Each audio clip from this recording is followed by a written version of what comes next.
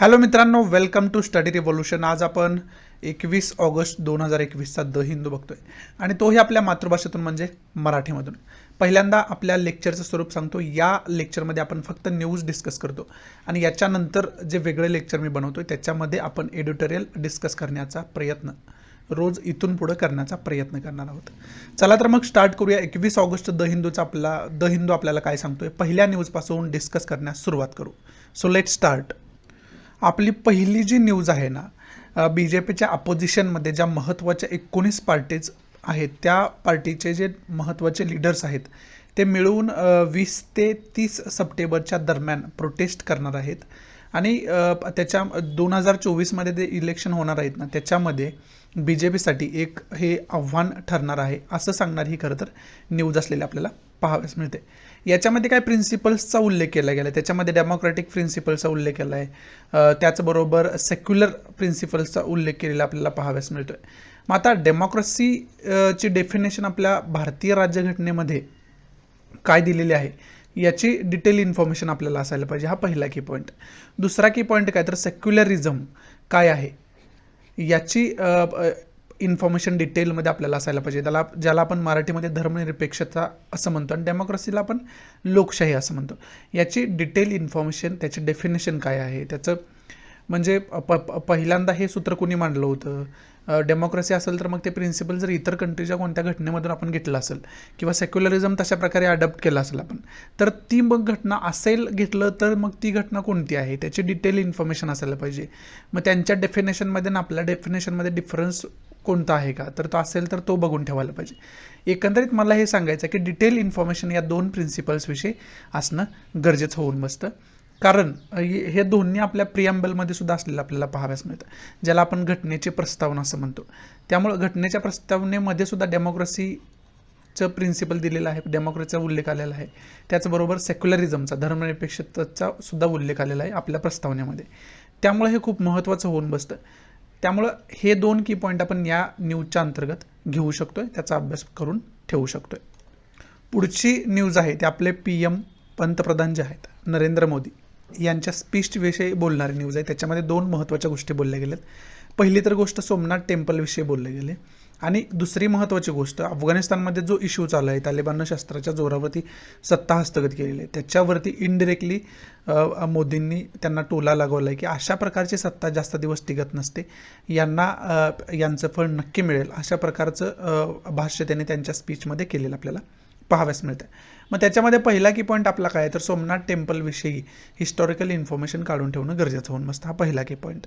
आणि दुसरा की पॉईंट काय तर आपल्याला अफगाणिस्तानचा इथं उल्लेख आला आहे, तालिबानचा उल्लेख आला आहे, त्याच्यामुळे अफगाणिस्तानचं लोकेशन व्यवस्थितरित्या बघून ठेवणं गरजेचं होऊन बसतं या न्यूजच्या अंतर्गत. मग ते लोकेशन व्यवस्थितरित्या आपण बघू, जसं रोज आपण बघतोय तसं. अफगाणिस्तानचं लोकेशन बघण्याच्या अगोदर थोडीशी इन्फॉर्मेशन इथं आपण सोमनाथ टेम्पलविषयी बघू शकतो. त्याच्यामध्ये सोमनाथ टेम्पल जे आहे ते 12 ज्योतिर्लिंगांपैकी पहिलं ज्योतिर्लिंग मानलं जातं. हा पहिलं वैशिष्ट्य त्याचं. त्याचबरोबर दैत्य म्हणजे कोणता देव तिथं असतोय तर सोमनाथ, आणि हा कोणाचा अवतार आहे तर शिवशंभोचा अवतार असलेला आपल्याला पाहाव्यास मिळतं. हे सुद्धा आपल्याला माहिती असणं गरजेचं आहे. लोकेशन कुठं आहे त्याचं तर लोकेशन इथं दिलं गिर सोमनाथ डिस्ट्रिक्ट, वेरवल मरू गुर्जरा आर्किटेक्चर्स, म्हणजे गुजरात स्टेटमध्ये वरवल इथं याचं लोकेशन असलेलं पाहाव्यास मिळते, त्याचा ॲड्रेस असलेला आपल्याला पाहाव्यास मिळतं. आणि याचं जे स्ट्रक्चर आहे, बांधकामाचं जे स्ट्रक्चर आहे ते आहे मरू गुर्जरा आर्किटेक्चर्स. हे खूप महत्त्वाचं आहे. मरू गुर्जरा आर्किटेक्चर्स आपल्या सिलेबसमध्ये आर्ट अँड आर्किटेक्चर्सचा जो सब्जेक्ट आहे ना, विशेष करून GS फर्स्टमध्ये, त्याच्यासाठी हे आर्किटेक्चर्स कशा पद्धतीचं आहे याच्यावरती क्वेश्चन भरपूर वेळा फॉर्म झालेला आहे. त्यामुळे तुम्हाला हे मरू गुर्जरा आर्किटेक्चर्स जे आहे सोमनाथ टेम्पलचं, याच्याविषयी डिटेल इन्फॉर्मेशन असायला पाहिजे. तर सोमनाथ टेम्पलचं जे आर्किटेक्चर्स कार्य आहे, बांधकामाचं जी कला आहे ती कोणत्या प्रकारची आहे तर मरू गुर्जरा आर्किटेक्चर ही आहे, हे लक्षात ठेवण्याचा प्रयत्न करा. आता याच्यानंतर काय तर सोमनाथ टेम्पलच्या थोड्या इमेजेस बघून घेऊया, म्हणजे तुमच्या ते लक्षात येईल. इथं आपण सोमनाथ टेम्पलच्या काही इमेजेस बघू शकतोय. त्याच्यामध्ये वेगवेगळ्या प्रकारे त्याचे इमेजेस दाखवण्याचा प्रयत्न केला आपल्याला पाहाव्यास मिळते. समुद्राच्या किनारी अशा प्रकारे बसलेलं असलेलं आपल्याला पाहाव्यास मिळतं. त्याच्यासाठी ते सुद्धा आपल्याला माहिती असणं कुठेतरी गरजेचं आहे. आणि अंतर्गत भाग जर बघितला तर अशा प्रकारचा तिथं पाहाव्यास मिळतं आपल्याला. आणि याचं जे हे बांधकामाचं स्ट्रक्चर आहे ना, ते जे आहे त्याला जे गुर्जरा स्ट्रक्चर जे आपण म्हणतो ते गुर्जरा आर्किटेक्चरचे अशा प्रकारचं आर्किटेक्चर्स असलेलं आपल्याला पाहाव्यास मिळते. त्याच्यासाठी ते आपल्याला डिटेलमध्ये माहिती असणं गरजेचं आहे आणि त्याच्या काही इमेजसुद्धा बघणं गरजेचं होतं, जेणेकरून ते जे स्ट्रक्चर आहे त्याचं एक इमेज तुमच्या माइंडमध्ये क्रिएट व्हायला पाहिजे याच्यासाठी. इथं आपण अफगाणिस्तानचं लोकेशन व्यवस्थितरित्या बघू शकतो आहे. इथं आपला इंडिया आहे आणि या देशाला इथं आपल्याला अफगाणिस्तानचं लोकेशन असलेलं आपल्याला पाहाव्यास मिळते. आणि बाकी शेजारील कंट्रींचा जर विचार केला तर त्याच्यामध्ये पाकिस्तान इथं पाहाव्यास मिळते, इकडे चायना कंट्री पाहाव्यास मिळते, इथं ताजिकिस्तान आहे, इथं उझबेकिस्तान आहे, इकडे किर्गिस्तान आपल्याला पाहाव्यास मिळते, इथं कझाकिस्तान आपल्याला पाहाव्यास मिळते, इथं तुर्कमेनिस्तान आहे, इकडं इराण आहे. या महत्त्वाच्या शेजारील कंट्री ज्या आहेत त्या अफगाणिस्तानच्या शेजारील कंट्रीज मानल्या जातात. त्यानंतर बाकी इकडे इराक पाहाव्यास मिळतं, इकडं सौदी अरेबिया आहे, इकडे यमन पाहाव्यास मिळते, इकडे ओमान पाहाव्यास मिळते, इथं युनायटेड अरब एमिरात इथं आपल्याला पाहाव्यास मिळते. आणि इथं पर्शियन गुल्फ आहे, हा जो गुल्फ आहे तो पर्शियन गुल्फ आहे. हा जो एरिया आहे तो गुल्फ ऑफ ओमानचा एरिया म्हणून ओळखला जातो. इकडं रेड सी आहे, इकडं गुल्फ ऑफ ॲडन आहे आणि हा जो एरिया आहे तो कॅस्पियन सीचा एरिया म्हणून ओळखला जातो. कॅस्पियन सी आहे हा. इकडं ब्लॅक सी पाहाव्यास मिळतोय, इकडं मेडिटरेनियन सी आहे. हा जो छोटासा भाग आहे इथला तो तैरनियन सी म्हणून ओळखला जातो. एवढी इन्फॉर्मेशन अफगाणिस्तानच्या लोकेशन बरोबर आपल्याला माहिती असणं गरजेचं होतं. त्याच्यासाठी मी ती इन्फॉर्मेशन तुम्हाला दाखवण्याचा प्रयत्न केला.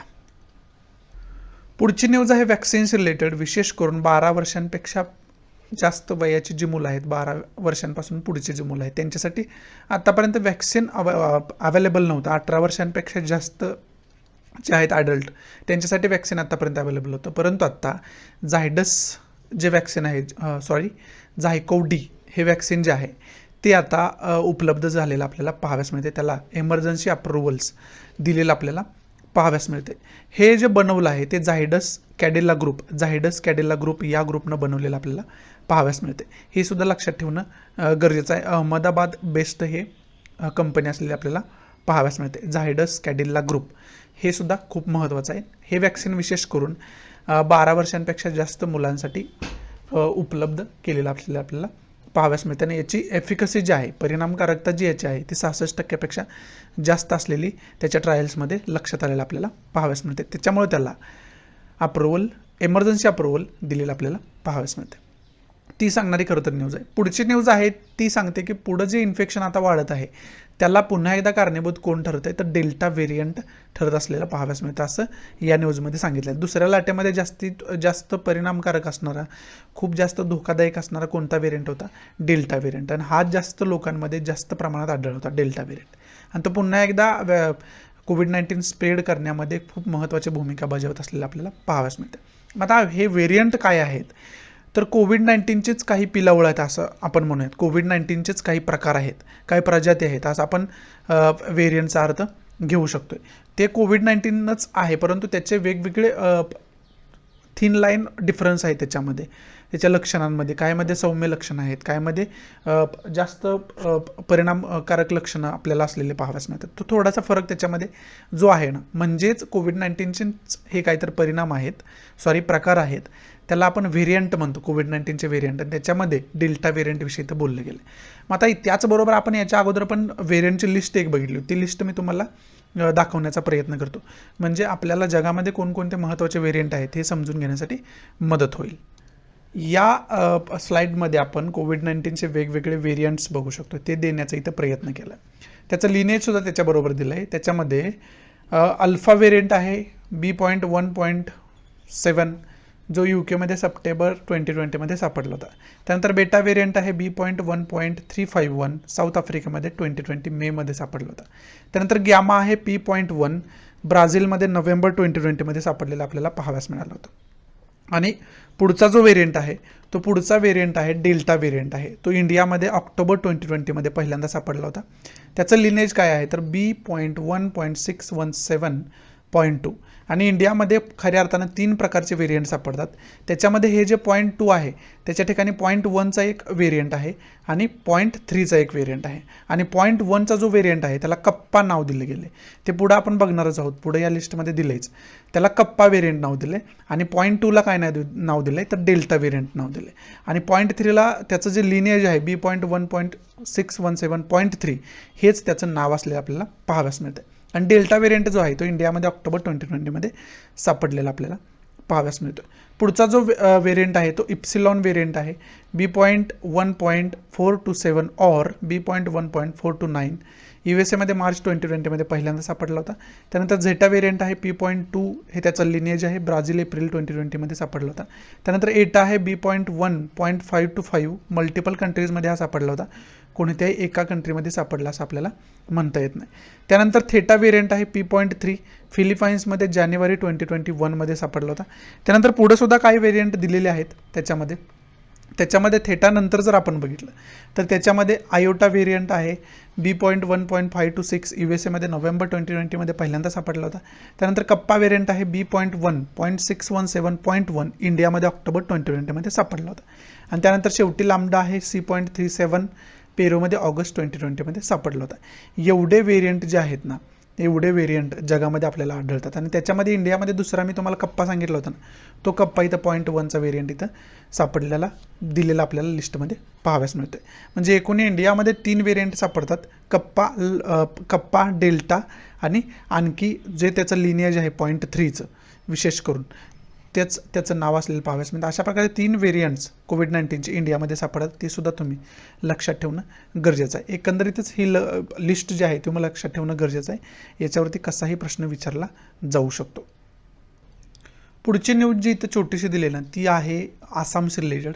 आसाममध्ये विशेष करून 2 फिमेल इलेफंट्स ज्या आहेत त्या करंट लागल्यामुळे, लाईट करंटमुळं, त्या लाईव्ह करंटच्या कॉन्टॅक्टमध्ये आल्यामुळं शॉकमुळं त्या मरण पावलेलं आपल्याला पाहाव्यास मिळते. आणि विशेष करून हा शॉक जो आहे, जो लाईट करंट जो आहे तो शेताचं रक्षण करण्यासाठी शेतकऱ्याकडून लावला गेला होता, परंतु त्याच्यामध्ये त्यांचा मृत्यू झालेला आपल्याला पाहाव्यास मिळते. त्यामुळं संबंधित शेतकऱ्याला अरेस्टसुद्धा करण्यात आलेली पाहाव्यास मिळते.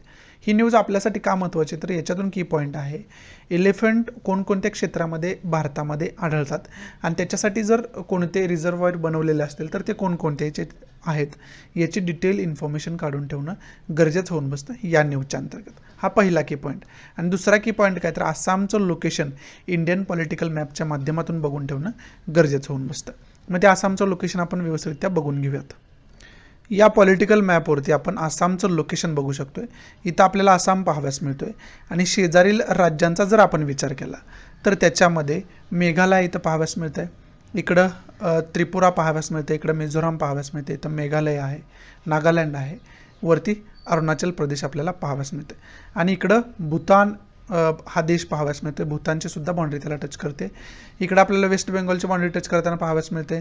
इथं बांगलादेश आहे आणि बाकी जर टॉपोग्राफीचा विचार केला तर बाकीसुद्धा ब्रह्मपुत्रा रिव्हर इथं महत्त्वाचे रिव्हर असलेले आपल्याला पाहाव्यास मिळते. त्या रिव्हरचा सुद्धा अभ्यास करून ठेवणं या न्यूजच्या अंतर्गत गरजेचं होऊन बसतं. इथं आपण प्रयत्न केला की आसामचं लोकेशन कशा पद्धतीचं आहे हे बघण्याचा. पुढची न्यूज आहे याच्याविषयी काल पण आपण बोललो आहे की पाल्म ऑइल म्हणजे पाम तेलाच्या प्रोडक्शनविषयीची ही न्यूज असलेली आपल्याला पाहाव्यास मिळतं.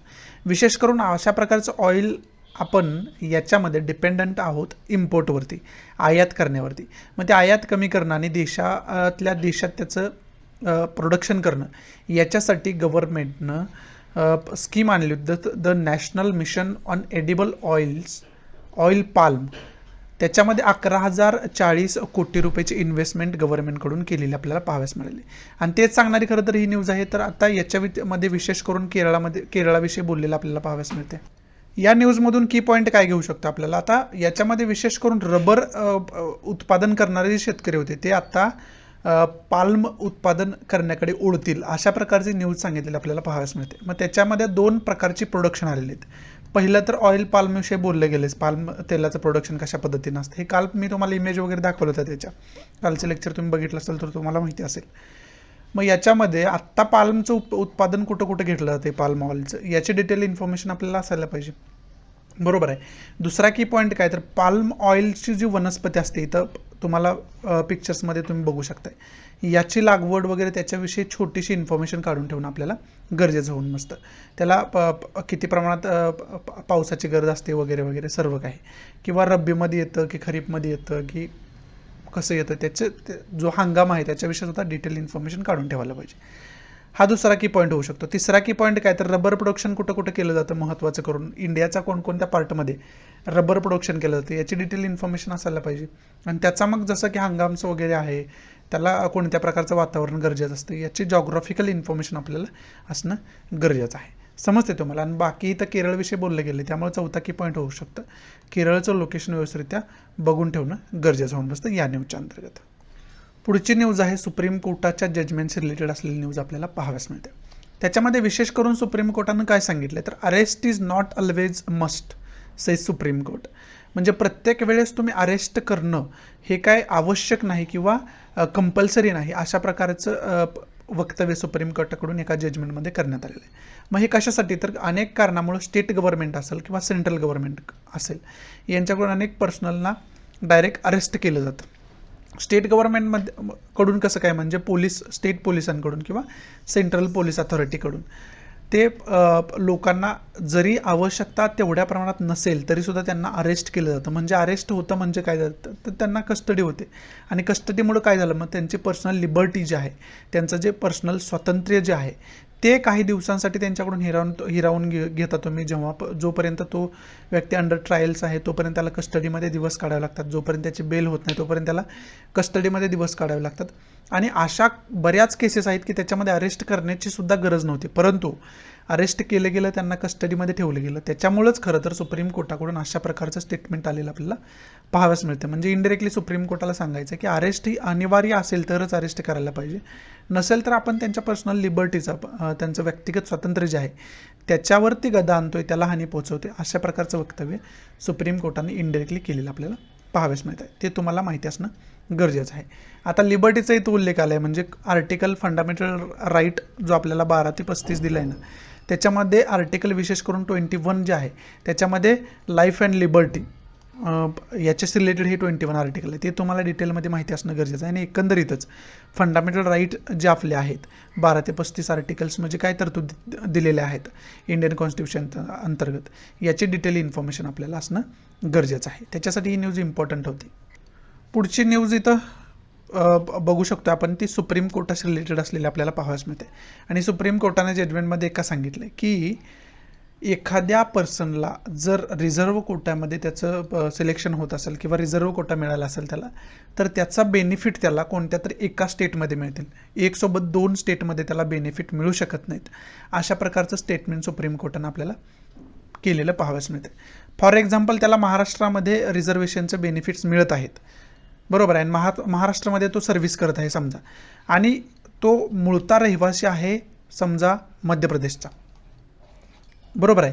मग देशामध्ये रिझर्वेशन कोटा सर्वत्र समान जरी असला ना तरीसुद्धा मध्य प्रदेशमध्ये तो रहिवासी आहे म्हणून इथले मध्य प्रदेशमधले त्याला बेनिफिट मिळतील आणि तो महाराष्ट्रामध्ये सर्व्हिसमध्ये आहे म्हणून महाराष्ट्रामधले सुद्धा रिझर्व्ह कोटाचे त्याला बेनिफिट्स मिळतील असं होणार नाही.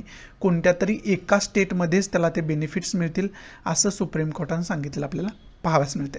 मग तो एक तर मध्य प्रदेशचे बेनिफिट घेऊ द्या नसेल तर महाराष्ट्राचे बेनिफिट घेऊ द्या असं सुप्रीम कोर्टाकडून सांगण्यात आलेलं आपल्याला पाहावयास मिळते. हे एक्झाम्पल देऊन मी तुम्हाला सांगितलं. सुप्रीम कोर्टाच्या जजमेंटमध्ये अशा प्रकारचा कोणताही उल्लेख नाही महाराष्ट्र MP किंवा अशा प्रकारचा काय. याच्यामध्ये झारखंड आणि बिहारचा उल्लेख त्या जजमेंटमध्ये आलेला आहे.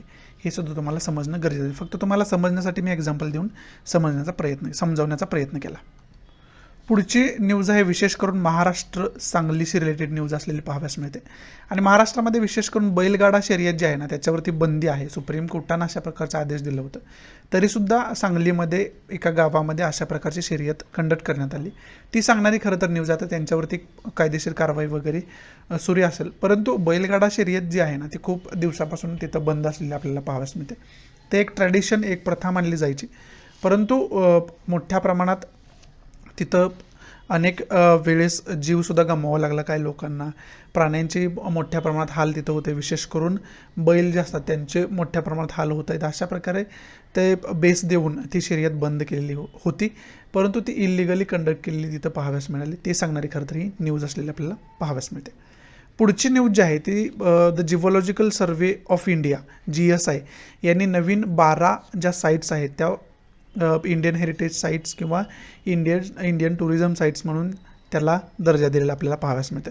त्याच्यामध्ये विशेष करून 12 ज्या साईट्स आहेत ना, त्याच्यामध्ये 3 साईट आहेत मेघालयामधून, 2 आहेत आसाममधून एक आहे, त्रिपुरामधून एक आहे, त्यानंतर अरुणाचल प्रदेशमधून एक आहे, मणिपूरमधून आहे एक, मिझोराममधून एक आहे, नागालँडमधून एक आहे आणि सिक्कीममधून एक आहे. या प्रत्येकी स्टेट्समधून काही साईट्स डिक्लेअर केलेल्या गेल्या आहेत. त्याला टुरिस्ट व्हिजिट करू शकतात अशा प्रकारच्या साईट्स, आणि त्याला मग टुरिझमच्या दृष्टीतून डेव्हलप आता भविष्यात केलं जाताना आपल्याला पाहाव्यास मिळते. त्याच्यासाठी खरं तर ही न्यूज आपल्याला महत्त्वाची असलेली पाहाव्यास मिळते. मग आता जिओलॉजिकल सर्वे ऑफ इंडिया जो आहे GSI याच्याविषयी डिटेल इन्फॉर्मेशन काढून ठेवणं गरजेचं होऊन बसतं या न्यूजच्या अंतर्गत. पुढची जी न्यूज आहे ती अफगाणिस्तानशी रिलेटेड आहे ना. अफगाणिस्तानमध्ये तालिबानची सत्ता प्रस्थापित झालेली आहे आणि तालिबाननं आता नाटोनं रिक्वेस्ट केलेली आहे, खरं तर आपण म्हणू शकतो नॉर्थ अटलांटिक ट्रिटी ऑर्गनायझेशन ज्याला आपण म्हणतो त्या संघटनेनं, की जे अफगाणिस्तान लोक सोडू इच्छित आहेत त्यांना अफगाणिस्तान सोडू द्यावा, अशा प्रकारचे अर्जेस नाटोनं तालिबानला केलेले आपल्याला पाहाव्यास मिळतात. मग याच्यामध्ये आपल्याला अफगाणिस्तानचं लोकेशन तर ऑलरेडी बघून ठेवलं आपण. आता आपल्याला नाटोविषयी डिटेल इन्फॉर्मेशन विकिपीडियाच्या माध्यमातून बघून घेणं गरजेचं आहे. मग नाटोची थोडक्यात इन्फॉर्मेशन आपण इथंच बघून घेऊया विकिपीडियाच्या माध्यमातून कशा पद्धतीनं आहे ते. इथं छोटीशी इन्फॉर्मेशन आपण बघू शकतो विकिपीडियाच्या माध्यमातून, विशेष करून इंटरनेटच्या माध्यमातून नाटोविषयी काय सांगितलं आहे. नॉर्थ अटलांटिक ट्रिटी ऑर्गनायझेशन याला म्हटलं जातं किंवा नॉर्थ अटलांटिक अलायन्स असं सुद्धा याला म्हटलं जातं. दोन्ही नावं नाटोचीच असलेली आपल्याला पाहाव्यास मिळतात. हे इंटर गव्हर्नमेंटल मिलिटरी अलायन्स आहे. विशेष करून 28 युरोपियन कंट्रीज याच्यामध्ये आहेत आणि 2 नॉर्थ अमेरिकन कंट्रीज याच्यामध्ये असलेल्या पाहाव्यास मिळतात. यांच्यामध्ये एक मिलिटरी अलायन्स आहे, त्याला आपण नाटो असं संबोधतो. याची स्थापना जी झाली ना, त्याची स्थापना झाली 4 एप्रिल 1949 रोजी. स्थापना त्याची वॉशिंग्टन DC युनायटेड स्टेटमध्ये स्थापना झालेली पाहाव्यास मिळते. हेडक्वार्टर त्याचं ब्रुसेल्समध्ये आहे, बेल्जियममध्ये. आणि फाउंडर कंट्रीज कोणकोणते आहेत त्याच्यामध्ये काही कंट्रींची नावं सांगतो. युनायटेड स्टेट आहे, युनायटेड किंगडम आहे, फ्रान्स आहे, इटली आहे, कॅनडा आहे आणि आणखी सुद्धा काही कंट्री आहेत त्याच्या फाउंडर कंट्री म्हणून ओळखल्या जातात. हे सुद्धा आपल्याला माहिती असणं गरजेचं आहे. ही झाली छोटीशी इन्फॉर्मेशन नाटोची आपण बघण्याचा प्रयत्न केला. पुढची न्यूज आहे चायनीज गव्हर्नमेंटची, चायनाशी रिलेटेड न्यूज असलेली आपल्याला पाहाव्यास मिळते. आणि चायनानं नवीन पॉलिसी 3 चाइल्ड पॉलिसी आणलेली आपल्याला पाहाव्यास मिळते. तशा प्रकारचा कायदा त्यांनी पास केलेला पाहाव्यास मिळतोय. आणि त्याचं कारण काय तर पॉप्युलेशन वाढवणं थोड्या बहुत प्रमाणात, हे त्यांचं टार्गेट असलेलं आपल्याला पाहाव्यास मिळतं. अगोदर त्यांची 1 चाइल्ड पॉलिसी होती आणि त्यावेळेस त्यांचं पॉप्युलेशन कमी करणं हे टार्गेट होतं. आता 3 चाइल्ड पॉलिसी झालेली पाहाव्यास मिळते पॉप्युलेशन वाढवण्यासाठी. विशेष करून यंगर पॉप्युलेशन वाढवणं हे त्यांचं एम असावं, ध्येय असावं, असं या न्यूजमधून आपण म्हणू शकतो. मग याच्यामधून पहिला की पॉईंट आपण एकमेव काय घेऊ शकतो तर चायना इंडिया रिलेशनशिप कशा पद्धतीचं आहे याची डिटेल इन्फॉर्मेशन आपल्याला असणं गरजेचं होऊन बसतं या न्यूजच्या अंतर्गत. समजते. आणि या इंटरनॅशनल रिलेशनशिपमध्ये विशेष करून सियाचीनचा जो भाग आहे, अक्साई चीनचा जो भाग आहे, त्याच्यामधून लाईन ऑफ ॲक्च्युअल कंट्रोलवरून काय जो कॉन्फ्लिक्ट वारंवार इंडियामध्ये चायनामध्ये होत असतो त्याच्याशी रिलेटेड डिटेल इन्फॉर्मेशन आपल्याला असणं गरजेचं आहे. ती वारंवार आपण बघण्याचा प्रयत्न केला आहे. त्यामुळे या न्यूजच्या अंतर्गत पुन्हा एकदा त्याची रिव्हिजन तुम्ही रिव्हिजन करून ठेवणं गरजेचं होऊन बसतं. त्याच्यासाठी ही न्यूज आपल्याला महत्त्वाची होती. आणि 3 चाइल्ड पॉलिसीविषयी सुद्धा डिटेल इन्फॉर्मेशन आपण काढून ठेवणं गरजेचं होऊन बसतं. पुढची न्यूज आहे RBIच्या क्लॅरिफिकेशन विषयीची. अर्थात इन्शुरन्स क्षेत्रामध्ये विशेष करून प्रायव्हेट इन्शुरन्स कंपन्यांमध्ये फॉरेन इन्व्हेस्टमेंटसुद्धा होताना आपल्याला पाहावयास मिळते वारंवार. आणि मग फॉरेन कंपन्या ज्या आहेत त्या इन्शुरन्समध्ये इन्व्हेस्ट करत असताना किती % प्रमाणात करू शकता इन्व्हेस्टमेंट, तर त्याची कॅपॅसिटी त्यांनी सांगितली RBIनं. ते फक्त आता 74% पर्यंतच इन्व्हेस्टमेंट करू शकतात. त्याच्यामध्ये 100% इन्व्हेस्टमेंट त्यांची असणार नाही त्याच्यामध्ये. कारण काय तर 100% इन्व्हेस्टमेंट फॉरेनची असेल तर मग त्यांचा मालकी हक्कच डायरेक्ट प्रस्थापित होताना आपल्याला पाहाव्यास मिळतो आणि त्यानंतर टोटल पॉलिसी जे आहेत ते फॉरेनकडून इम्प्लिमेंट होताना आपल्याला पाहाव्यास मिळतात. त्याच्यासाठी अशा प्रकारचे कॅप RBIनं घालून दिलेले आपल्याला पाहाव्यास मिळतात. आणि विशेष करून याच्यामध्ये काय सांगितलं गेलं तर फॉरेन डायरेक्ट इन्व्हेस्टमेंट विषयी बोलले गेले, FDI विषयी. फॉरेनमधून म्हणजे इतर कंट्रीतून डायरेक्ट इन्व्हेस्टमेंट भारतामध्ये जे होते विशेष करून इन्शुरन्स क्षेत्रामध्ये, विमा क्षेत्रामध्ये, त्याच्याविषयी तर बोललं जाताना आपल्याला पाहाव्यास मिळतं. मग याच्यामध्ये की पॉईंट काय आपला तर FDI विषयी डिटेल इन्फॉर्मेशन आपल्याला असायला पाहिजे. फॉरेन डायरेक्ट इन्व्हेस्टमेंट कशाला म्हणायचं याची डिटेल इन्फॉर्मेशन आपल्याला असणं कुठेतरी गरजेचं आहे. ढोबळमानानं मी तुम्हाला आता सांगितलं की इतर देशातून इंडियामध्ये डायरेक्ट इन्व्हेस्टमेंट जे केली जाते त्याला आपण फॉरेन डायरेक्ट इन्व्हेस्टमेंट किंवा FDI असं म्हणतो. परंतु इकॉनॉमीच्या माध्यमातून तुम्ही डिटेल इन्फॉर्मेशन याची काढून ठेवणं, डिटेल अभ्यास करून ठेवणं या कन्सेप्टचा गरजेचं होऊन बसतं. इथं आपल्या न्यूज संपत आहेत आणि कालच मी जसं सांगितलं होतं तुम्हाला तर एडिटोरियलवरती मी वेगळं लेक्चर बनवून अपलोड करणार आहे. त्यामुळं आजचा न्यूजच्या बाबतीत आजचा द हिंदू इथंच समाप्त होतो आहे. आशा आहे की मी तुम्हाला आजच्या द हिंदूच्या न्यूज व्यवस्थितरित्या समजावून सांगू शकलो असेल आणि तेही आपल्या मातृभाषेतून म्हणजे मराठीमधून. जर आवडत असेल तर प्लीज लाईक करा, नसेल तर डिसलाईक करा आणि डिसलाईक का केलं हे कमेंट बॉक्समध्ये नक्की सांगा, जेणेकरून तुमच्या इन्स्ट्रक्शननुसार त्याच्यामध्ये मी इम्प्रोव्हायझेशन करू शकेन. आणि प्लीज जास्तीत जास्त आपल्या मराठी विद्यार्थ्यांना हे शेअर करा, जेणेकरून सर्व मराठी विद्यार्थ्यांना याचा फायदा होऊ शकेल. आता याच्यानंतरच मी जे एडिटोरियल आजचे महत्त्वाचे आहेत ना त्याच्यावरती वेगळं लेक्चर बनवून लवकरात लवकर आपल्याला अपलोड करण्याचा प्रयत्न करेल. इथं आजच्या द हिंदूच्या फक्त न्यूज आपण बघितल्या. पुढच्या लेक्चरमध्ये आपण द हिंदूच्या आजचे एडिटोरियल्स बघणार आहोत. जसं की आपलं काल ठरलं आहे की एडिटोरियलवरती वेगळं लेक्चर बनवायचं आणि न्यूजवरती वेगळं लेक्चर बनवायचं. न्यूज आणि एडिटोरियल एकत्र केले तर एडिटोरियलकडे थोडंसं दुर्लक्ष होतं असं मला वाटलं. त्याच्यामुळं मी हे वेगळा प्लॅन, वेगळी पॉलिसी अवलंबली आहे. त्याच्यामुळं एडिटोरियलला पण आपण चांगलं जस्टिफिकेशन देऊ शकेल आणि न्यूजला पण आपण चांगलं जस्टिफिकेशन देऊ शकेल. दोन्ही एकत्र केलं तर मग ते एकतर लेक्चरचा टाईम जास्त होईल, नसेल तर टाईम कमी करायचं म्हटलं तर दोन्हीमध्ये कोणत्या तर गोष्टींविषयी कॉम्प्रोमाइज होऊ शकते. त्यामुळे दोन्ही वेगवेगळे केलेलं बेटर आहे असं मला वाटलं. त्याच्यामुळे ही नवीन पॉलिसी आहे. भेटूया आपण यानंतरच्या एडिटोरियलच्या लेक्चरमध्ये. तोपर्यंत गुड बाय, टेक केअर, जय हिंद.